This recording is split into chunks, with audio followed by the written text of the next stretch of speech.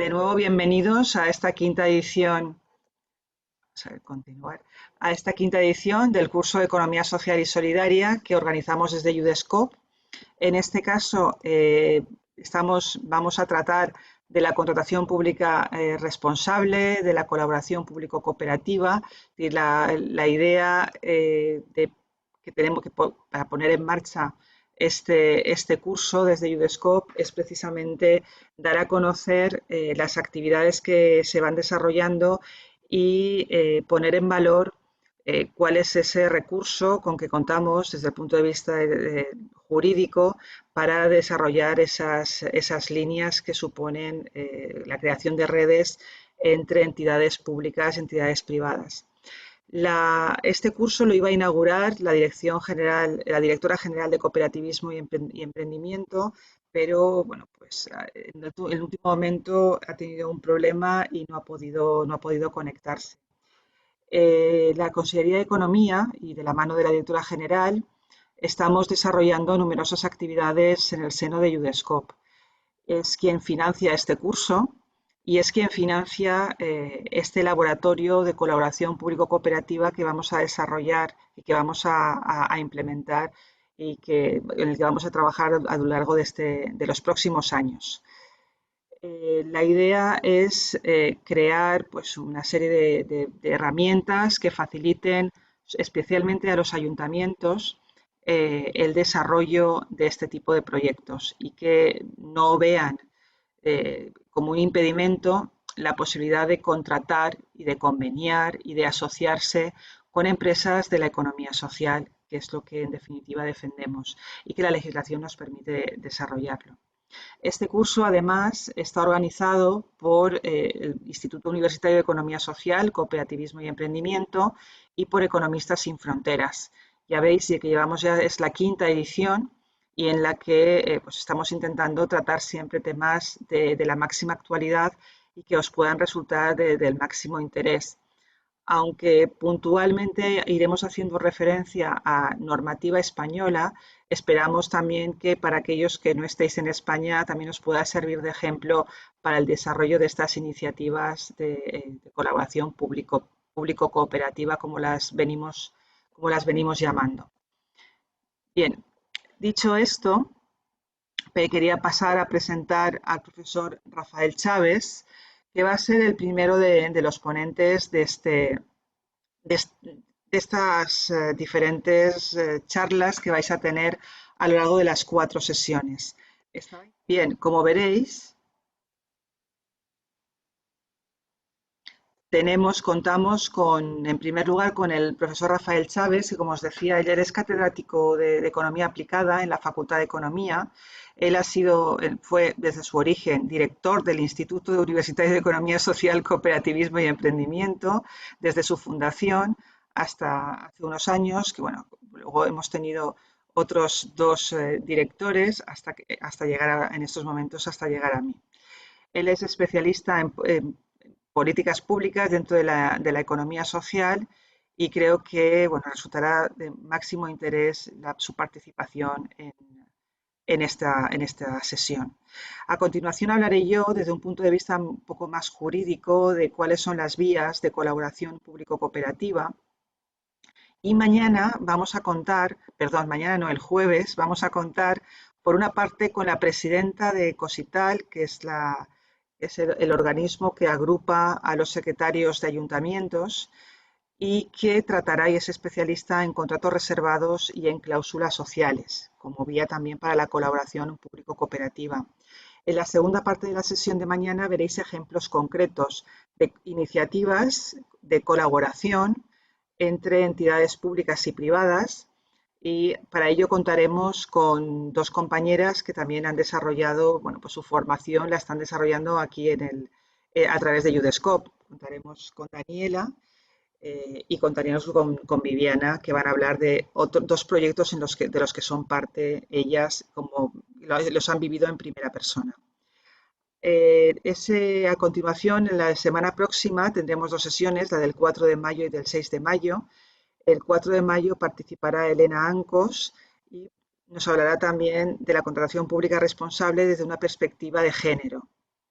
Y en el mismo día, el desarrollo práctico también de la contratación pública responsable, la igualdad, a través de David Comet, que pertenece a REAS, a la Red de Economía Alternativa y Solidaria. Ya por último, el último día, hablarán también de responsabilidad social y la implementación de los ODS y en qué medida se fomenta esa colaboración público-privada. Tanto Elena Ortega, de Economistas sin Fronteras, como Teresa Savall, que es colaboradora, es codirectora del Máster de Economía Social del UDESCOP.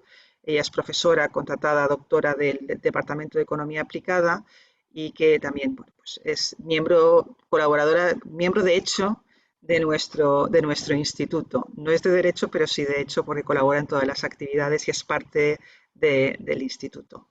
Entonces, sin más, yo le doy la palabra ya al profesor Rafael Chávez y que bueno, le invito a que cuente, que aproveche además, puedes dar un adelanto incluso de esa guía que vamos a presentar en el mes que viene, no, en junio, y que, bueno, pues a ver si también conseguimos que así crear expectación para que la lean y la apliquen, y la apliquen. Adelante, Rafa, cuando quieras.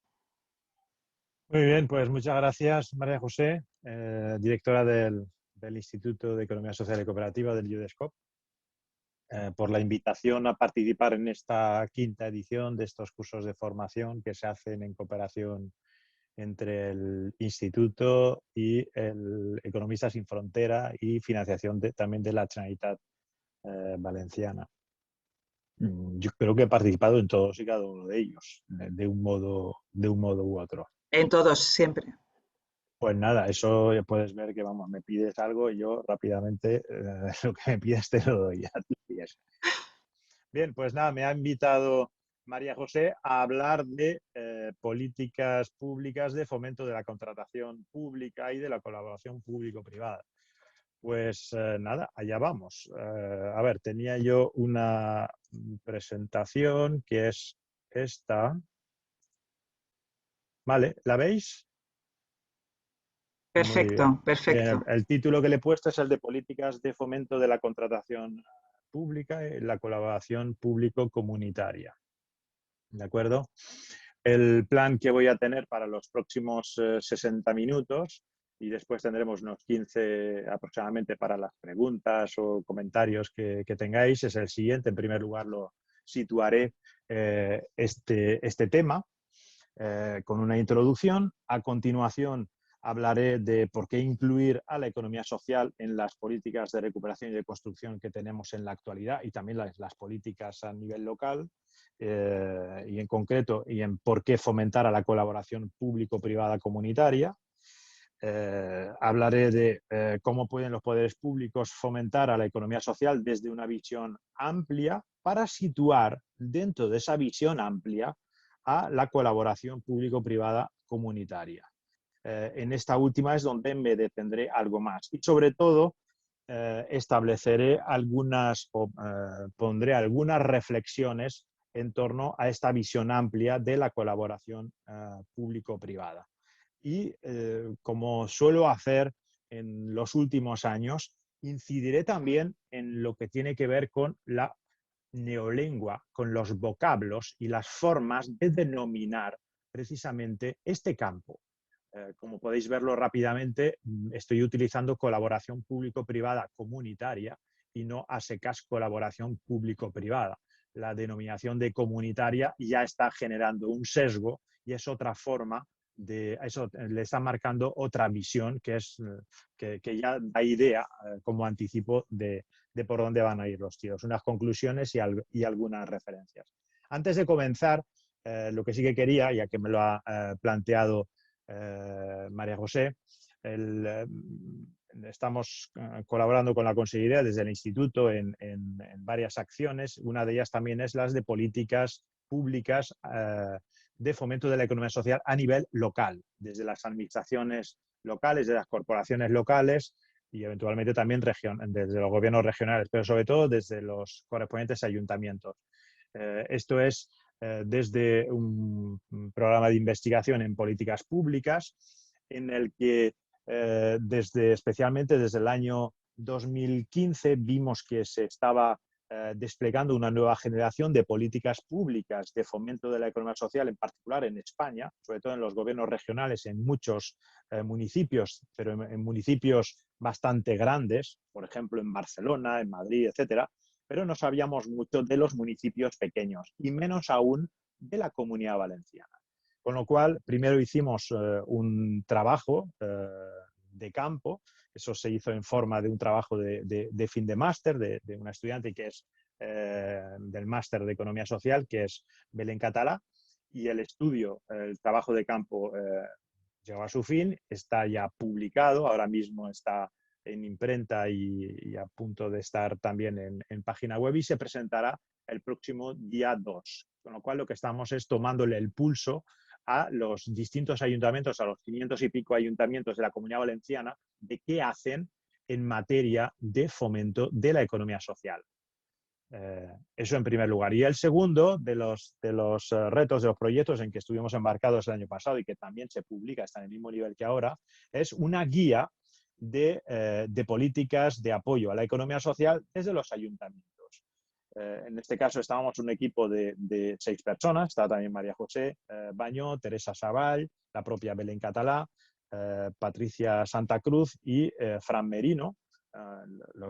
Estos tres últimos eran estudiantes graduados del máster de Economía Social y están en distintas posiciones en entidades y en ayuntamientos, y desde ahí lo que hemos elaborado es una guía con casos, con 20 casos paradigmáticos de los distintos tipos de políticas que son susceptibles de desarrollar, de implementar los ayuntamientos, y hemos cogido políticas reales, es decir, de casos reales que se están llevando a cabo, se han llevado a cabo en los últimos años por ayuntamientos de la Comunidad Valenciana, con lo cual serían unos referentes claros para otros ayuntamientos que sí que quieren hacer algo. Con lo cual tenemos, por un lado, un estudio de diagnóstico de lo que existe, y por otro lado unas herramientas que pueden ayudarles a los municipios que quieran, a los ayuntamientos que quieran desarrollar políticas, pues para su uso. Por tanto, es un elemento eminentemente práctico. La jornada se desarrollará el próximo día 2 de junio. Se presentarán los 2 estudios y tendremos además 2 mesas redondas, una en la que participarán varios de los ayuntamientos implicados precisamente en el estudio del diagnóstico y de la guía, y por otro lado a entidades supramunicipales, pues desde la Federación de Municipios y Provincias, las diputaciones, la Asociación de Desarrollo, de Agentes de Desarrollo Local de la Comunidad Valenciana, que nos ofrecerán en este caso su visión en relación a estas políticas y cómo impulsarlas, porque desde la Generalitat Valenciana, en concreto desde la Consellería de Economía Sostenible, hay una línea, en este caso ya, de fomento de la economía social a nivel local. Se trata, por tanto, de ir ampliando y de desarrollando esta línea. El día 15 también está prevista otra jornada, otro seminario sobre políticas públicas de economía social. Bien, pues vamos con lo que es la exposición que planteaba para esta tarde. En primer lugar, En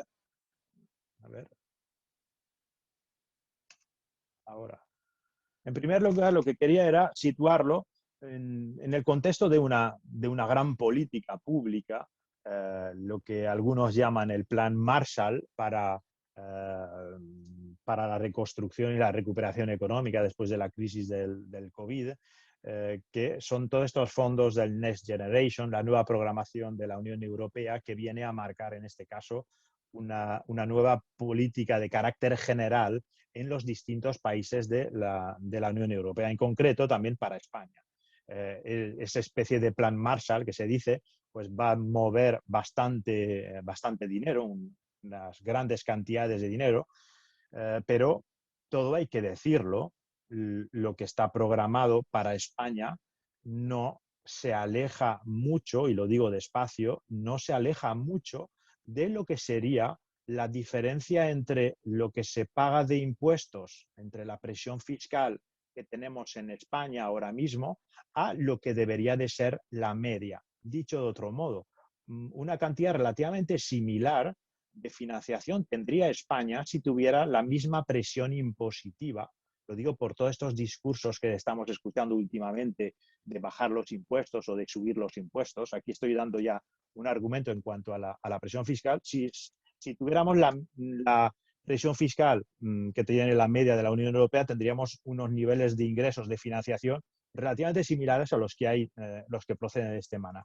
Este plan de recuperación ha sido aprobado por el Gobierno y por el Parlamento hace poco. Ha sido publicado en la página web del Gobierno y se articula todos estos fondos en torno a 4 grandes ejes. Realmente los 2 principales son, y los que acumulan la mayor parte de lo que va a ser la financiación, el de la transición ecológica y, en segundo lugar, la transición digital. Estos ocupan la inmensa mayoría de los fondos de esta política y se articulan a su vez en 10 ejes temáticos, en 10 políticas palanca, desde agenda urbana, infraestructuras, transición energética, reforma de la administración pública, digitalización, ciencia e innovación, educación y conocimiento, cuidados y políticas de empleo, industria de la cultura, deporte, industrias creativas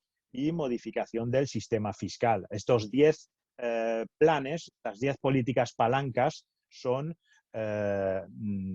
parece que son equitativas, en la realidad no lo son. El grueso de la financiación, como podéis ver en la transparencia, en la parte de la derecha, se la llevan unas pocas líneas. El resto son bastante migajas. Lo que sí que hay en relación a ello, y va a marcar la agenda general y también a nivel de los municipios, es alguna restricción que es la siguiente. Fijémonos, porque esto es lo que voy a llevar a colación de lo que es el tema de la colaboración público-privada. Uno de los desafíos es que el acceso a estos fondos se hará fundamentalmente con proyectos de gran envergadura, ¿de acuerdo? Es decir, proyectos de unas dimensiones económicas de muchos millones de euros que se presenten por grupos de empresas, un clúster de empresas, y además que tienen que contar ellos, a su vez, no solamente de gran dimensión, sino que tienen que contar con capacidad financiera para afrontar las inversiones ex ante. Es decir, estos fondos de recuperación no adelantan el dinero. Quienes tienen que adelantar el dinero son los socios, las entidades, las empresas, eventualmente con las administraciones, que vayan a llevar a cabo esos proyectos. ¿Qué significa esto? Pues para la economía social constituye una inmensa barrera de entrada. ¿Por qué? Pues porque las entidades de economía social son normalmente pequeñas y medianas empresas, pero eso va a suceder también con el resto de pequeñas y medianas empresas, y además su capacidad financiera de adelantar financiación es muy escasa, es relativamente reducida, no tiene el mismo nivel de solvencia económica y de capitalización que el resto de empresas. De tal modo que el discurso, la crítica principal que se le está haciendo precisamente a este tipo de política tiene su sustrato. El sustrato principal precisamente es el de que está favoreciendo a las grandes y muy grandes empresas de los sectores que estamos mencionando, los vinculados a digitalización, por un lado, y como estaba mencionando, a la transición energética y a la mejora de la eficiencia energética, etcétera. De tal modo que, fijémonos, aquellas empresas, aquel tejido productivo que está en una situación de inferioridad de condiciones, es lógico y deseable en este caso que desde la administración pública se le articulen mecanismos para soslayar precisamente esas barreras de entrada de tamaño por un lado y por otro lado de capacidad financiera de adelantamiento de la financiación de esas inversiones. Y precisamente la colaboración público-privada, es decir, la colaboración, por ejemplo, entre la Generalitat, es decir, administraciones públicas y grupos de empresas o de entidades de economía social, sería, por ejemplo, una de las vías precisamente para poder entrar. Otra también es el de modificar lo que sería la regulación que existe precisamente para el acceso a estos fondos. Y paso a continuación precisamente es a justificar por qué los poderes públicos habrían precisamente de fomentar la inclusión de la economía social, cooperativas, asociaciones, fundaciones y todas las entidades que integran la economía social en su sentido más amplio, precisamente en estas políticas de recuperación y en estas formas de colaboración público-privada. Es decir, hay que buscar un argumentario teórico y, por supuesto, sustentado también por elementos de carácter empírico, que legitimen que la economía social es un partner idóneo para uno, para ser fomentado en primer lugar, y dos, para ser el socio preferente, vamos a llamarlo, o por lo menos socio, en esa colaboración público-privada comunitaria, porque si no quedará excluido, ya no solamente minimizado, sino directamente excluido de estas políticas. Bien, el argumentario es el mismo que el general de las políticas de fomento de la economía social. En primer lugar está la justificación constitucional. En la propia Constitución tenemos artículos que sustentan el apoyo que deben de hacer los distintos poderes públicos de los distintos niveles de gobierno de apoyo a la economía social en sus distintas modalidades. El conocido, me imagino, por la mayoría de las personas que están en este seminario, el artículo 129.2, donde se dice que los poderes públicos promoverán eficazmente las diversas formas de participación en la empresa y fomentarán mediante una legislación adecuada, que esa legislación adecuada, por ejemplo, no solamente serían leyes de cooperativas, por ejemplo, leyes de entidades de economía social, sino también otro tipo de normativa, por ejemplo, en la colaboración público-privada, en la contratación, etcétera, porque esto es en el sentido más amplio. Y también establecerán los medios que faciliten el acceso de los trabajadores a la propiedad de los medios de producción. Este es un argumentario dentro de la Constitución importante, pero el que a mí me gusta especialmente más todavía que ese 129.2 es el que está en los artículos principales de la Constitución, el artículo 1.1 y el 9.2. El 1.1, que es los primeros, dice: España se constituye en un Estado social y democrático de derecho que propugna como valores superiores de su ordenamiento jurídico: 1, la libertad; 2, la justicia; 3, la igualdad, y por tanto es la igualdad social, jurídica, por supuesto legal, y el pluralismo político. Luego, la igualdad social y económica es un valor fundamental que tienen el deber los poderes públicos de fomentar. Y entonces, ¿cómo lo hacen? Tenemos el artículo 9.2 que dice: corresponde a los poderes públicos promover las condiciones para que a la libertad y la igualdad del individuo y de los grupos que se integran sean reales y efectivos, remover los obstáculos que impidan o dificulten su plenitud y facilitar la participación de todos los ciudadanos en la vida política, económica, cultural y social. De ahí, por tanto, que los poderes públicos deben de promover esa igualdad social. Y, por tanto, si directamente no son capaces de promover la igualdad social y económica, están totalmente legitimados a apoyar a aquellas empresas y entidades, en este caso del ámbito privado, que sean más funcionales para el logro precisamente de esa igualdad social y económica. Y la tesis, el discurso que sí que tenemos y tiene una enorme base empírica y de estudios científicos, es que la economía social precisamente contribuye en mayor medida a esa igualdad social desde distintos puntos de vista. Esto ha sido reconocido, tenemos otro de los referentes a nivel internacional, en toda una serie de informes, resoluciones, dictámenes, etcétera, desde Naciones Unidas, por ejemplo, de las últimas, donde se establecían esos objetivos de desarrollo sostenible, pues el papel de la economía social y de las cooperativas, de la OIT, de la OCDE, del Parlamento Europeo, del Consejo de las Regiones, del Comité Económico Social Europeo, por coger algunos de los referentes que tenemos en Europa. Por ejemplo, de los europeos, uno de los significativos que ha marcado agenda política en los últimos 12 años es la resolución del Parlamento Europeo, el informe Toia, donde se reconocía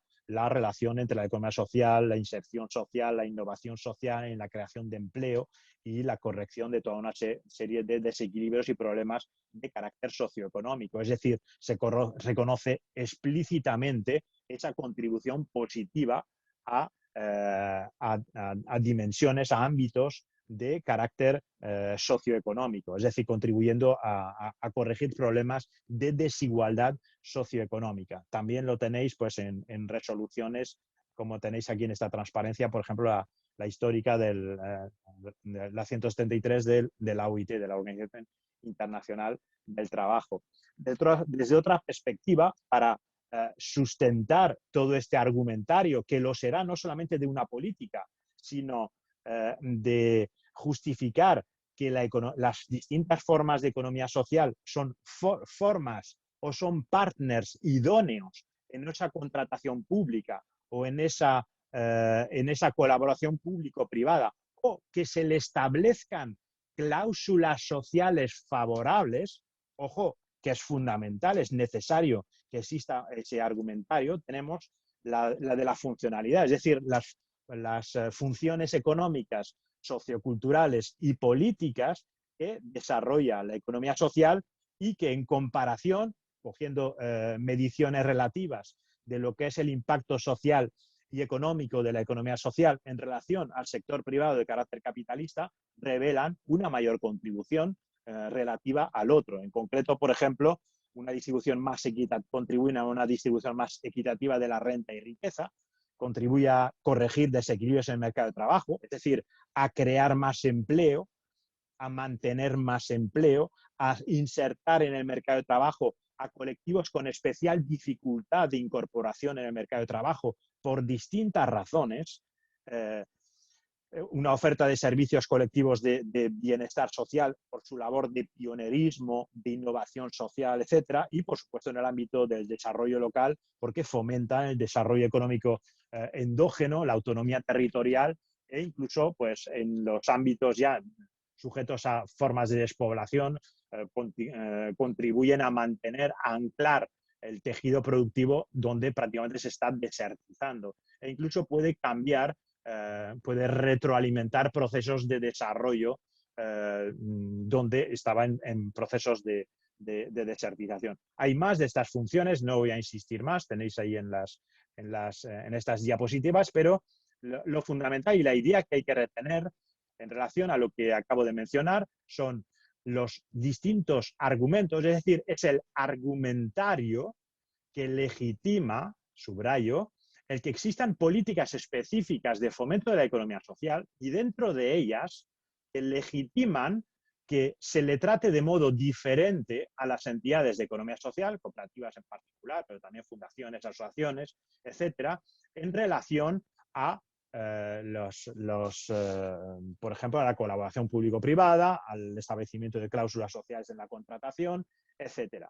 Sin ello, fácilmente cualquier pequeña y media empresa, por ejemplo, o una gran empresa puede perfectamente decir, oye, yo hago exactamente lo mismo que tú, creo empleo, es empleo más estable, etcétera, y por tanto, tú no tienes, tu entidad de economía social, no tienes ninguna legitimidad para que te traten a ti mejor que a mí. Por tanto, habría que aplicarme a mí los mismos baremos que a ti. Fijaos que este es el discurso que tradicionalmente ha habido, por ejemplo, en política de defensa de la competencia. ¿De acuerdo? Tiene que haber igualdad de oportunidades de los distintos agentes y, por tanto, por la vía de la forma jurídica, no se puede dar un trato preferente a unos frente a otros. Eso, María José, por ejemplo, lo sabrá muy bien. Llevamos décadas de ir tumbándose el establecimiento de este tipo de cláusulas o preferencias, etcétera, en un sentido más amplio, ante tribunales directamente, cosa que ha ido cambiando por lo menos algo en los últimos años. ¿De acuerdo? Por tanto, argumentario que legitima que se pueda colaborar y que se puedan establecer políticas de fomento por parte de los poderes públicos hacia la economía social. Siguiente punto es el de, bueno, pues me has convencido, soy Chimo Puig, o soy el alcalde o la alcaldesa de un ayuntamiento, etcétera, de que efectivamente es diferente la economía social y tiene un mayor potencial, en este caso, para crear empleo, el desarrollo local, etcétera. Bueno, pues, ¿qué es lo que puedo hacer desde mi ayuntamiento? Bueno, en primer lugar, será leerse nuestra guía de políticas públicas de desarrollo local que tendrán a partir del día 2 de junio del mes que viene.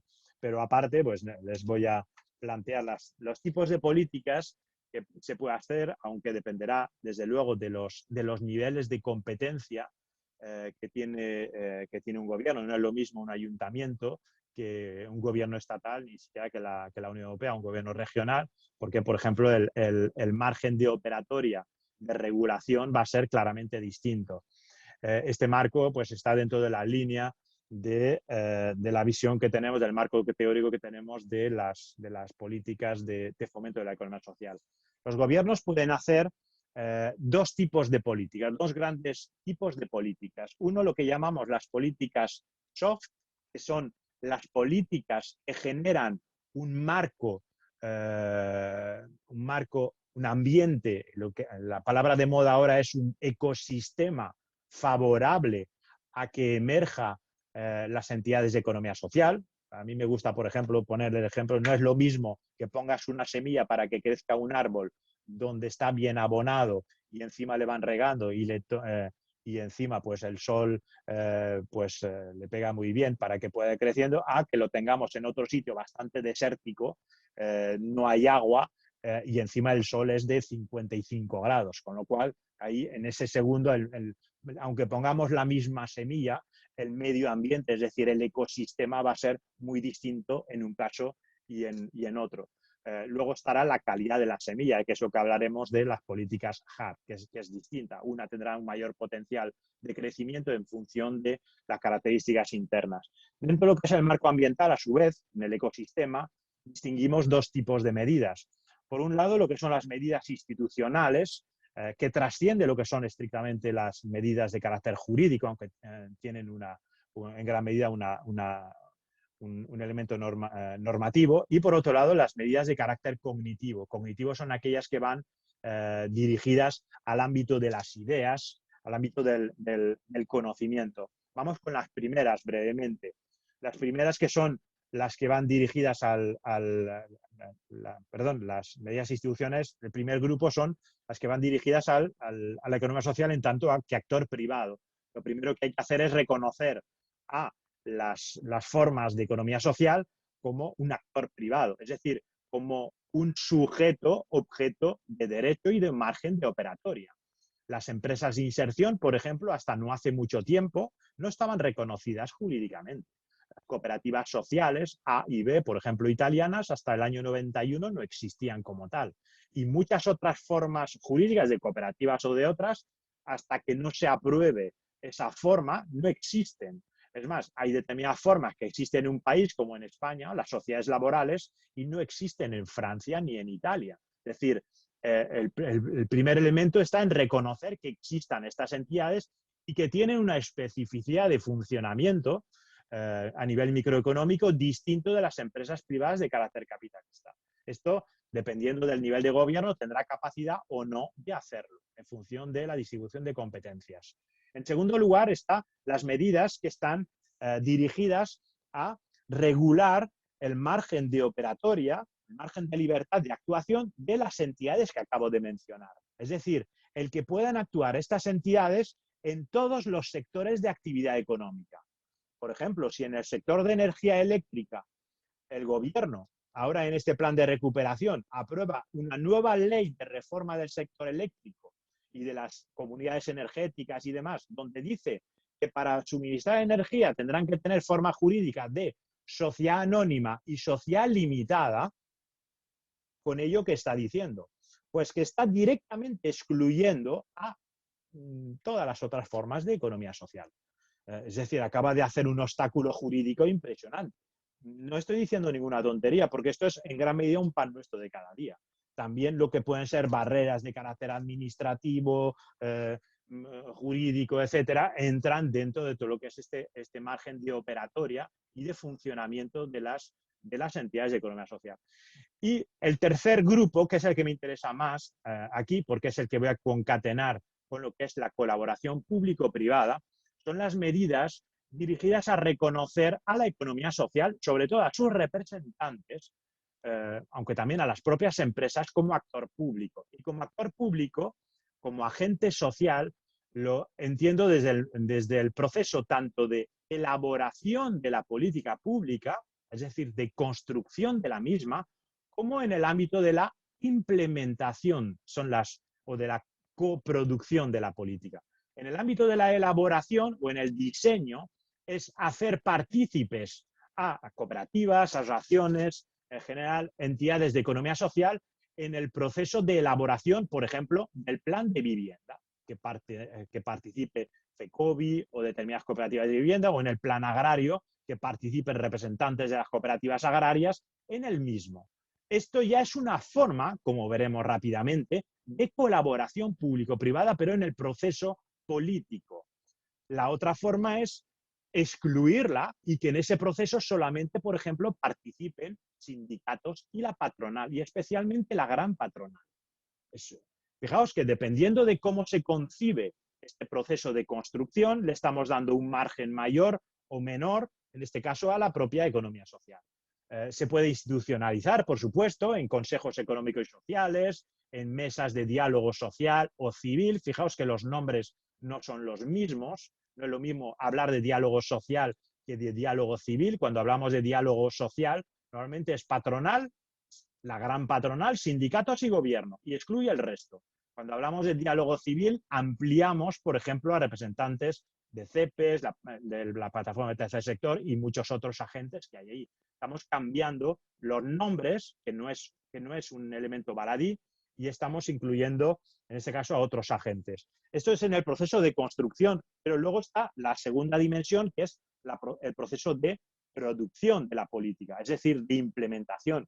Por ejemplo, en el proceso de implementación de la política social que has construido, puedes hacer a la hora de llevarse a cabo, se puede hacer de modo en forma de partenariados, de colaboración público-privada, o hacerse directamente de modo público, a través de lo que sería el sector público, es decir, en la forma de la implementación, pero todo esto está en el propio diseño, en esta dimensión fundamental de carácter político, en el proceso político, que es el del reconocimiento como actor político. Si no se reconoce en este ámbito, queda desplazada y excluida, en este caso, a los restos que se le quede. La segunda de las grandes dimensiones que hay de estas políticas sobre el marco ambiental son las políticas de carácter cognitivo. Y estas lo que tienen que ver es con el ámbito de las ideas, del conocimiento, de las creencias, pero también de la receptividad que hay y de los prejuicios. Y aquí hay cuanto menos tres dimensiones. Una que tiene que ver con la difusión, es decir, de dar a conocer las formas de entidades de economía social. Un grupo promotor que va a montar una empresa, si no saben siquiera que existen las cooperativas o las sociedades laborales, y va a la gestoría, y la gestoría tampoco sabe que existe, difícilmente va a utilizar esa forma de emprendimiento, ¿de acuerdo? Lo mismo para las que trabajan en acción social, etcétera. Por tanto, es fundamental la difusión a través de jornadas, etcétera, y de distintos elementos, por ejemplo, los correspondientes prescriptores. La colaboración en la difusión también es importante, pero junto a la difusión existe la contradifusión. La contradifusión son determinados think tanks que son contrarios a que la economía social se conozca, esto es lo mismo que en el ámbito político, se conozca o que se le tenga una mala percepción de la misma, de modo que si hay algún ejemplo de corrupción o de caso negativo dentro del ámbito de la economía social, se difunde lo máximo posible para que los eventuales promotores huyan de este tipo de fórmula de emprendimiento y de desarrollo. Esto es difusión. Lo mismo en el ámbito educativo y formativo. Si no existe ninguna asignatura o en los planes de estudios a nivel de secundaria, por ejemplo, o a nivel universitario, no hay ningún máster o algún diploma, etcétera, donde se dé formación especializada u otra formación no reglada sobre ello, difícilmente emprendedores o personas que estén en entidades de economía social o que quieran emprender en el ámbito de economía social van a tener la tecnología social adecuada para ello. Tecnología que además se habrá tenido que desarrollar previamente a través de la investigación social, de dirección de empresas, etcétera, porque estamos hablando de categorías analíticas, categorías conceptuales, por ejemplo, en términos de gobierno, de liderazgo, etcétera. Es distinto en una empresa privada de carácter capitalista a una empresa autogestionaria. Requiere de conocimientos específicos y desarrollar guías, etcétera. Bien, esto, por supuesto, se puede promover también desde la administración pública. Pues una colaboración público-privada, en este caso le subrayaría, por ejemplo, la financiación que se podría hacer desde un gobierno autonómico con becas y demás para que un máster se pueda difundir y sea más receptivo a toda una serie de estudiantes y facilitar, por tanto, el desarrollo de estas medidas de formación. Esto en cuanto al entorno. Fijaos, si tuviéramos un entorno favorable, pues positivo. Pero luego tenemos las políticas hard, que son aquellas que están dirigidas a la propia empresa o entidad. Y entonces aquí se puede favorecer desde dos puntos de vista. Por un lado, desde el lado de la oferta, están dirigidas a mejorar la competitividad de la empresa, desde su fase de creación a la fase de desarrollo. Entonces, dependiendo de las funciones de la empresa, lo que tiene que ver a organización, dirección, comercialización, etcétera, cada una de ellas se puede hacer internamente, pero perfectamente se pueden externalizar. O pueden ser apoyadas por parte de la administración pública. Aquí tenemos unas vías muy importantes, por ejemplo, de apoyo. Qué duda cabe, por ejemplo, que cuando una federación como la FEDECTA, la Federación de Cooperativas Agrarias, da servicios de apoyo a las empresas agrarias o a las cooperativas de trabajo asociado, son servicios que apoyan precisamente en estas fases, sobre todo en las incipientes, pero también en las de desarrollo. Y esos servicios, a menudo, son financiados por gobierno autónomo, incluso estatal, a la correspondiente federación para que haga esos servicios. Pero la Generalitat, por ejemplo, o el Estado podría hacerlo directamente a través de agencias de desarrollo públicos. Si intervienen federaciones y demás, son ya vías de colaboración en la provisión de servicios de consultoría, en la oferta de servicios de competitividad. Y finalmente, al último, que era el que me imagino que se incidirá más en este curso, son las políticas de demanda. Políticas de demanda hacen referencia al nivel de actividad, al nivel de las ventas que tienen las correspondientes empresas de economía social. La administración pública puede ser un comprador privilegiado, importante, de los servicios que tiene nuestra empresa. Si es, por ejemplo, una cooperativa de servicios sociales y consigue una contrata importante en una licitación con la Generalitat Valenciana, pues le habrá incrementado significativamente sus ventas en este caso. Las administraciones públicas son normalmente los grandes compradores. La compra pública es el mayor de los mercados, sobre todo en determinados servicios. Por tanto, fijémonos que en cualquiera de ellos una política puede favorecer. En este caso sería favoreciendo que la economía social, las entidades de economía social fueran compradores suministradores de bienes o servicios de la administración. Por ejemplo, la Generalitat decide construir un nuevo puente en la zona de Los Serranos, en la comarca del interior. Bien, ese nuevo puente, la licitación la puede hacer a una empresa privada tradicional de carácter capitalista, una gran empresa, o puede licitarlo y darle preferencia, en este caso, a un grupo, un consorcio de cooperativas de construcción valencianas e incluso con otras del país. En este caso, fijaos, estaría mejorando el nivel de actividad de estas cooperativas y está plasmando en este caso lo que sería una compra pública. Las políticas estas pues, pueden ser de distinta naturaleza, financiera, etcétera. Esta parte la voy a pasar porque si no, no voy a tener suficiente tiempo y voy a ir directamente a lo que son las medidas de colaboración público-privada y comunitaria y de contratación pública, que recordemos que en este caso es establecer una relación, vamos a llamarla de ganar-ganar entre el sector privado y comunitario y el sector público. Bien, este campo de la colaboración público-privada, que es más amplio que el de la contratación público-privada, lo que me llamó, cuando empecé a trabajar sobre ello, lo que rápidamente me llamó la atención es que es muy similar a muchos otros ámbitos que tienen que ver con la economía social. No existe consenso en relación a lo que es. No existe una definición categórica y eso, un documento tan importante como el Libro Verde sobre la colaboración público-privada de la Comisión Europea lo decía en su página 3. Dice, no existe una definición aceptada y compartida ni en la academia ni en las instituciones públicas sobre cómo debemos describir el concepto de colaboración público-privada. Del mismo modo que no lo son las empresas sociales, ni la innovación social, etcétera, toda una serie de conceptos que han generado toda una neolengua en los últimos años. ¿De acuerdo? Pero lo que sí que hacen es marcar un discurso, un cierto discurso por parte de determinados agentes. En este mismo documento sí que se establecía que la expresión colaboración público-privada carece de definición, pero en general se refiere, y vamos a retener lo siguiente, a las diferentes formas de cooperación entre las autoridades públicas y el mundo empresarial.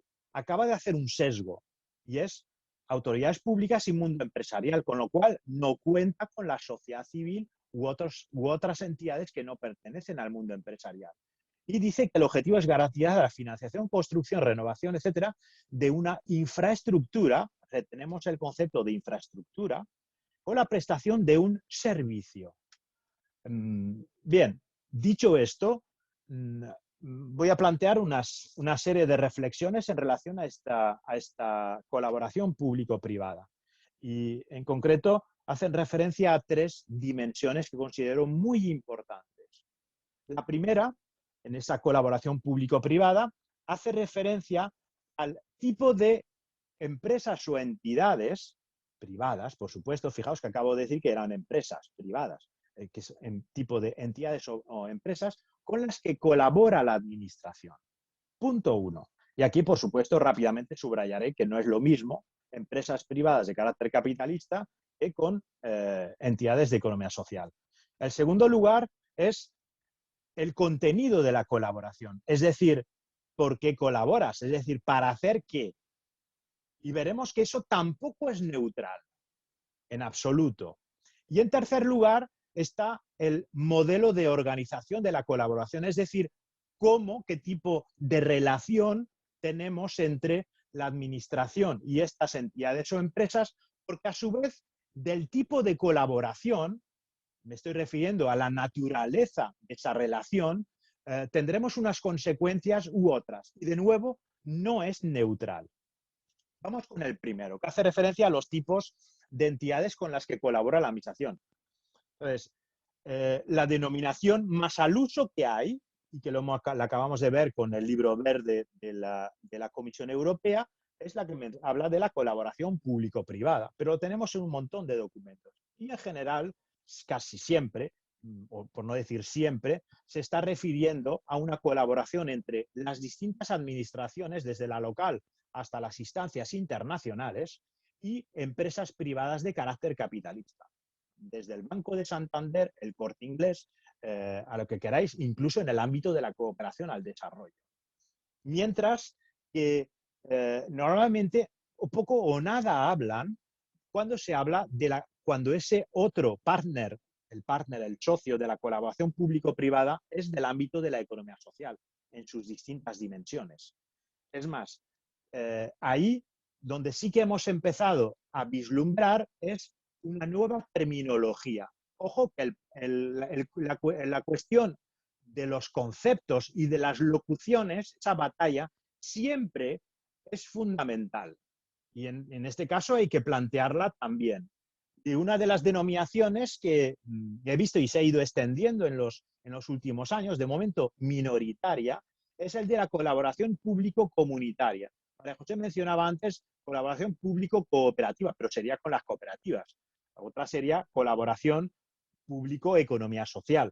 Lo que es importante es en acertar en la denominación de ello, es decir, en qué palabra sería la más inclusiva y además reveladora de que el partner es de economía social. Y por eso subrayo que la cuestión es para evidenciar en mayor medida que el socio, en este caso, es el de la economía social. Hay otro de las denominaciones que he visto también, es el de espacios de gobernanza participativa. De gobernanza, en este caso, para incluir agentes de la correspondiente sociedad civil.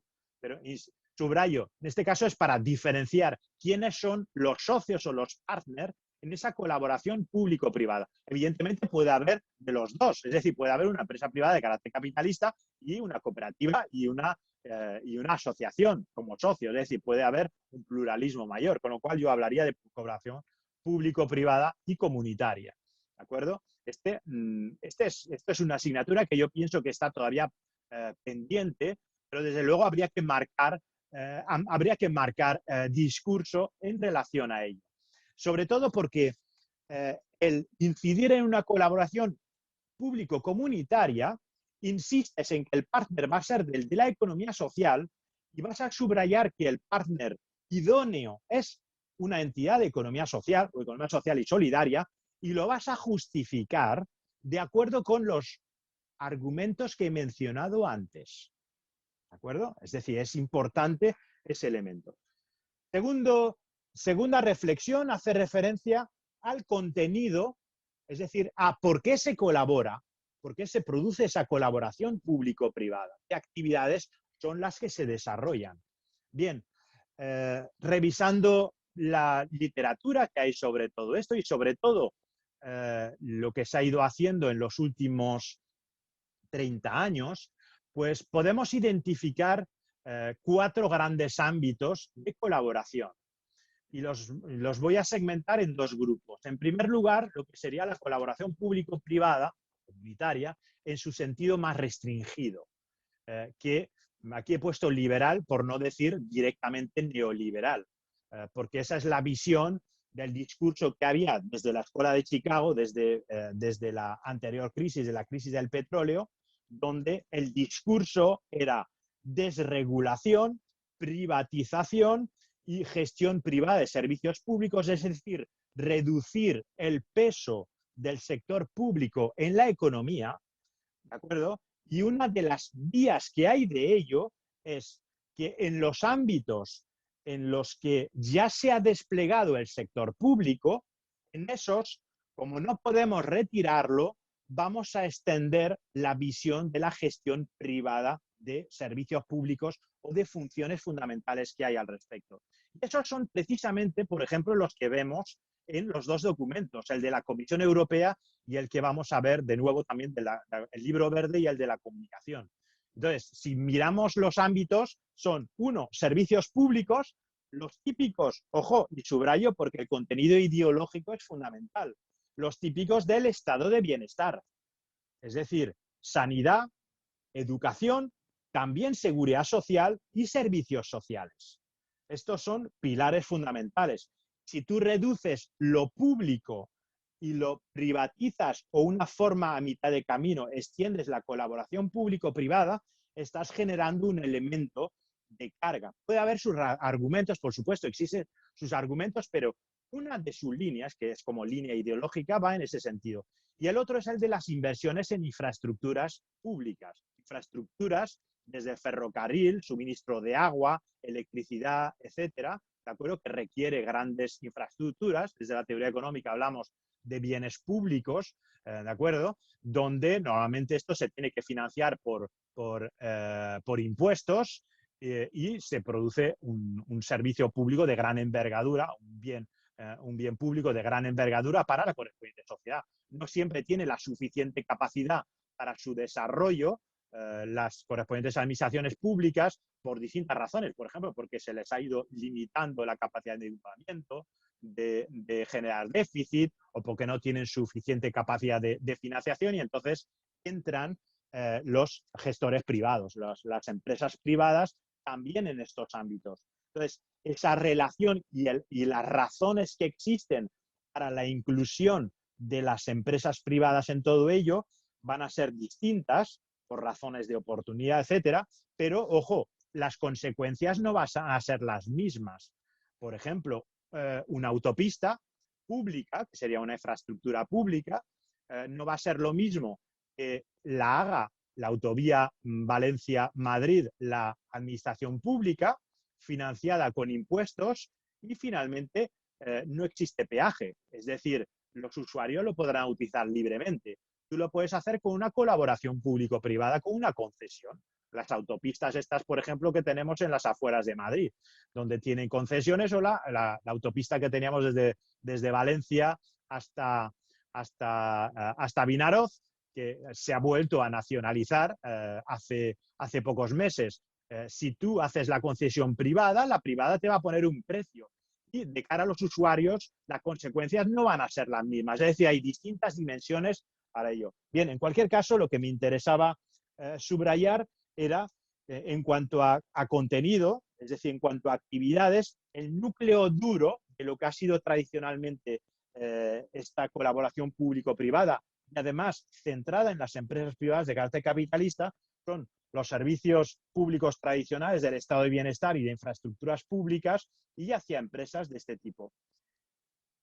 Pero, por otro lado, en un sentido amplio, esa colaboración público-privada, que no hace falta ponerle un sesgo de carácter ideológico, podemos incluirle dos dimensiones más, dos actividades. Uno es el que tiene que ver con el proceso político, como hemos visto antes. Es decir, hacer más partícipes a los agentes sociales, me estoy refiriendo en este caso de la economía social, de la sociedad civil, las pequeñas y medianas empresas, en los diseños y en la elaboración de la política pública, en la implementación, por supuesto, de la misma. Es decir, esto es desde esta colaboración público-privada tendría una dimensión de carácter político fundamental que tendrá sus correspondientes consecuencias, pero por otro lado está también la dimensión de la producción de otros bienes y servicios de interés general, que en este caso es el de desarrollo de actividades productivas no necesariamente pertenecientes a los anteriores. O el discurso liberal, por supuesto, o neoliberal, te dirá, eso que el sector público se meta empresario, de eso nada. Bien, pues aquí sí que lo estoy proponiendo. Y no estoy diciendo una cosa baladí. Y además voy a poner un ejemplo buenísimo, que me encanta reproducirlo, porque es valenciano y ha sido un éxito paradigmático. El caso seguro que lo conocéis, porque es Agriconsa. Agriconsa es Agricultura y Conservas Sociedad Anónima, es una empresa que está ubicada en Algemesí, es una de las grandes empresas agroalimentarias valencianas y se creó en el año 90, ¿de acuerdo?, con la finalidad de industrializar la producción agraria valenciana. En este caso era una política de interés general, el de hacer una transformación en un sector productivo fundamental para la economía valenciana, como es el de la agricultura, de no solamente producir productos en fresco, sino el de transformarlos, es decir, generar una industria agroalimentaria, y entró la Generalitat Valenciana como socio, fijaos, con el 44% de esta entidad, es decir, casi el 50%, no era el 50%, pero casi el 50%. Estuvo dispuesto a financiar y continúa siendo propietario de alrededor del 40% de esta sociedad. En los últimos, por tanto, 30 años continúa siendo importante. Los otros socios es ANECOP como cooperativa de segundo grado y más de 50 cooperativas agrarias que han esta colaboración público-privada en actividades de interés general ha sido, por supuesto, un éxito. Fijaos que no son ni infraestructuras ni servicios públicos. Se puede hacer, por supuesto, en otras actividades de interés general. Fijaos que esto es una lección buenísima de cara a lo que es el contexto actual de reconstrucción y de reindustrialización valenciana. En un contexto donde las cadenas internacionales productivas en industria y otros servicios están muy cuestionadas y se quiere volver a territorializar, una oportunidad importante es que sea partícipe la propia administración pública en este tipo de actividades. Y la tercera de las dimensiones que hay, voy a terminar ya muy prontito porque ya son casi y cuarto, hace referencia a los modelos de organización de la colaboración público-privada y de esa contratación. Es decir, a cómo, qué tipo de formas de colaboración pueden tener. Aquí voy a lanzar unas cuantas porque desde luego seguro que tanto María José como los distintos ponentes que van a ir a continuación lo desarrollarán todas estas fórmulas. Pero sí que me interesa subrayar algunas que son, en primer lugar, como principales referentes, el Libro Verde de la Colaboración Público-Privada del año 2004 y la comunicación de la Comisión Europea sobre movilización de la colaboración público-privada del año 2009, es decir, tiene ya 15 años una y casi 20 años la otra. Luego los cambios que se han ido produciendo hace muy pocos años a nivel de directivas de la Unión Europea, las directivas sobre Public Procurement del año 2014, que necesariamente las van a citar a continuación y os los tenéis, si estáis en este seminario, os los tenéis que saber de memoria porque han cambiado significativamente todo lo que es la política a nivel de la Unión Europea.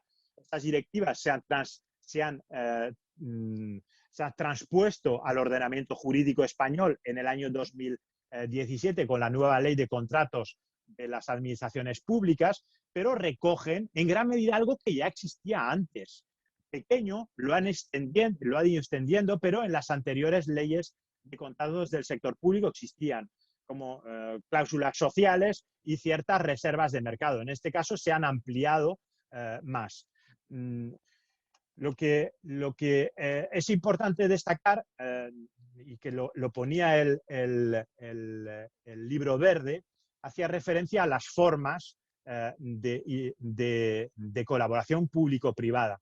De modo sintético, ya ese Libro Verde decía, se puede hacer una colaboración estrictamente de carácter contractual, es decir, una colaboración que yo llamaría muy light, es decir, un documento, y en cambio hay otro tipo de colaboración que es cuando nace una entidad hijo, una joint venture o como se llame, es decir, una entidad diferente que trasciende a las dos partes creadoras. Fijaos que Agriconsa, que he mencionado antes, es, por ejemplo, una entidad diferente, que ha nacido en este caso de otras dos. Estas entidades diferentes pues tienen su marco jurídico, se pueden hacer unas y otras, las formas de contratación, de establecer preferencias, etcétera, os hablará María José, pero por ejemplo en el derecho de la Comunidad Valenciana, en la ley de cooperativas de la Comunidad Valenciana, estas entidades hijas, estas entidades de joint venture, la ley de cooperativas con sus últimas modificaciones ha establecido algunas de ellas dentro del contexto, por ejemplo, que permite, y a mí me extrañó mucho, muy gratamente, ver, por ejemplo, que se promueve que la Generalitat y otras entidades públicas puedan colaborar, uno, para la prestación de servicios públicos, pero también para iniciativa económica pública. Es decir, está recogiendo esa dimensión amplia que estaba mencionando yo antes. Es decir, no es una visión liberal o neoliberal de esa colaboración público-privada. Y en cuanto a las formas jurídicas, pues tenéis desde las cooperativas de integración social, donde una entidad pública puede ser socia de la misma, cooperativas de servicios públicos, donde una administración pública puede ser socia junto con otros usuarios, ¿de acuerdo? Y también recoge dentro de lo que es esa ley de cooperativas, pues algún elemento, ya no como para entidades, sino en lo que serían los contratos y las licitaciones. Dice que las cooperativas tendrán derecho preferente en los concursos y subastas que participen convocadas por la Administración Pública Valenciana y entidades dependientes de ella para la realización de obras, servicios y suministros. De nuevo, suministros vuelve a ser en un sentido muy amplio. Y y para otras entidades. Eso sería algunas de las formas jurídicas que seguro que veréis a continuación. Decir, y ya termino, que el plan de FEN Cooperatives 2, el que tenemos para este año 2021 y 2022, tiene dentro de sus ejes principales de promoción el de la promoción de la colaboración público-privada.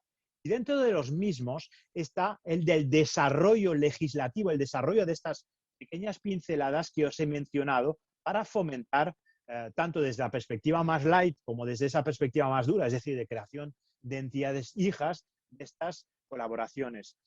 Lo que sí que, y con esto termino, lo que sí que me interesaba es poner en perspectiva esta colaboración. La colaboración de estos entre lo que es el ámbito privado, de economía social, y el ámbito público. Sobre todo considerando que existen dos grandes funciones dentro de la producción y el suministro de bienes y servicios. Uno es el de la producción del servicio o del bien, la gestión del bien, y el otro es el de la financiación y la provisión. Lo voy a poner con un ejemplo muy sencillito. Pongamos que queremos construir, la Administración de la Generalitat quiere construir un hospital en Alzira. Y un hospital que va a estar dentro del Servei Valencià de Salud, del Servicio de Salud de Naturaleza Pública, ¿vale? Puede hacer modelo público puro, es decir, lo financio públicamente y lo produzco públicamente. Es decir, voy a contratar a médicos y demás y lo voy a hacer todo público, con lo cual será un hospital estrictamente de naturaleza pública, ¿verdad que sí? En el otro extremo sería decir la administración, no, pues no lo voy a hacer público, voy a dejar que allí un grupo privado sanitario monte un hospital privado y entonces financia el hospital privado y lo monta con personal privado, que seguro que conocéis más de uno. Eso sí, fijaos, un modelo u otro va a ser claramente distinto para el acceso a los correspondientes usuarios. No es lo mismo entrar en un hospital público que en un hospital privado, ¿de acuerdo? La forma de pago va a ser distinta. Las formas intermedias que tenemos es en función de quién va a financiar y quién lo va a producir.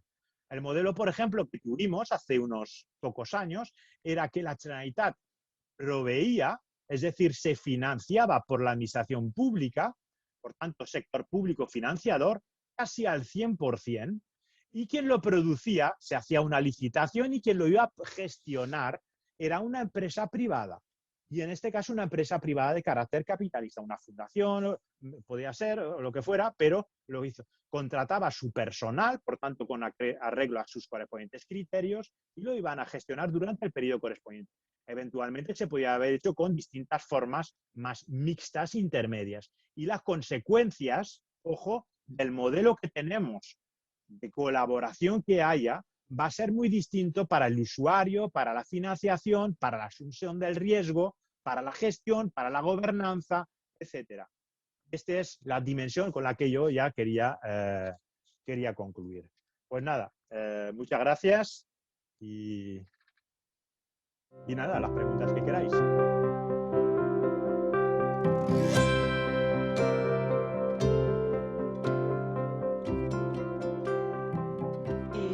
Pero sin nada, si alguien quiere levantar la mano directamente, hablar, es vuestro momento. Disponéis de 15 minutos antes de que empiece yo con otra parte que, bueno, que espero que sea de alguna manera complementaria, porque ha sido clarísimo, Rafa, como siempre. Es decir, creo que ha dejado meridianamente claro cuáles son esas políticas públicas, cómo hay que fomentarlo y cuál es el papel que desarrolla la propia economía social.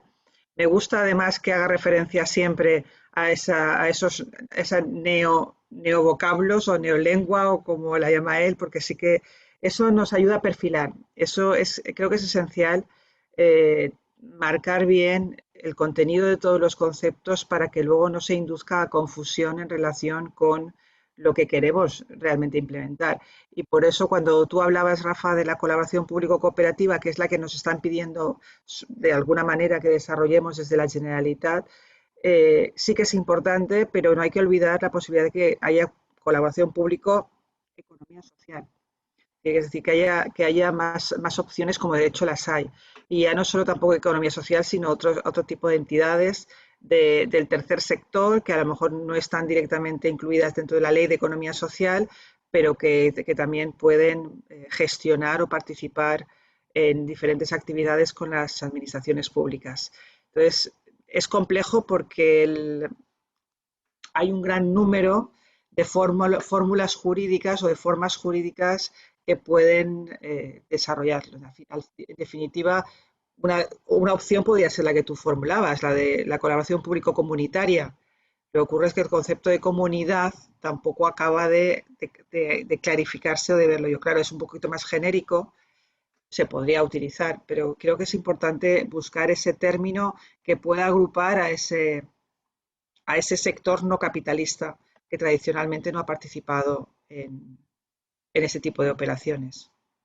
Porque sí conocemos centros especiales de empleo que suelen participar, pero no las cooperativas muchas veces simplemente por el mero hecho de la cantidad, la complejidad de iniciar un procedimiento o presentarse a un concurso abierto, un concurso público. Suele ser bastante complejo. Pero bueno, no hablo yo más, era por romper el hielo y por ver si se animaba alguien a Bueno, participar. lo de la neolengua, esta mañana decías que tenías reunión con lo del reset, con la Sí, Generalitat. ¿Verdad que era fundamental el tema que te estoy planteando?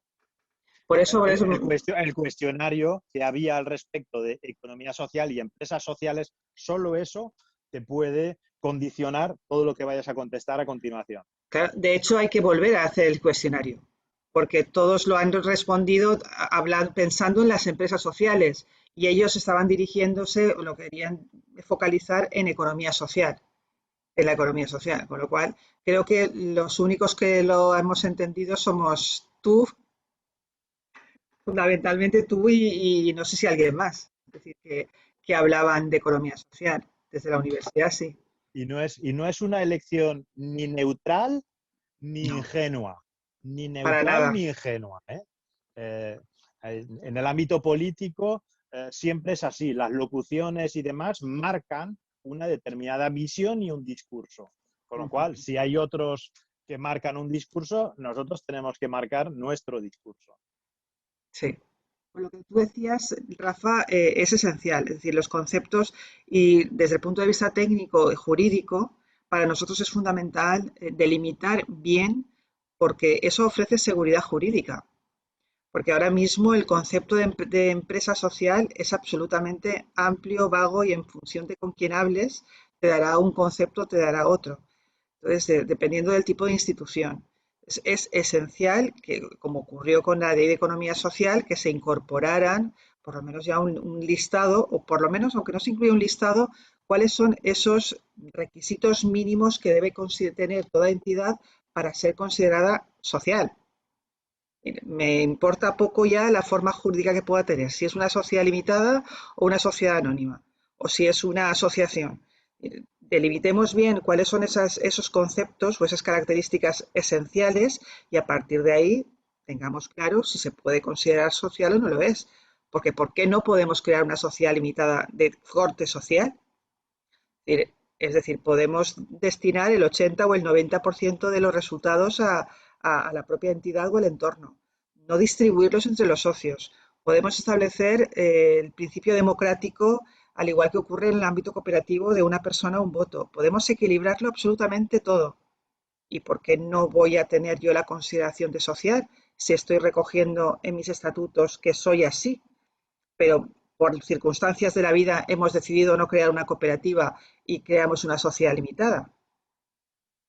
Es decir, ese concepto de social yo, vamos, procuro no ser talibán, no ser demasiado estricta e intento que veamos para qué puede servirnos y cómo podemos ponerlo en funcionamiento.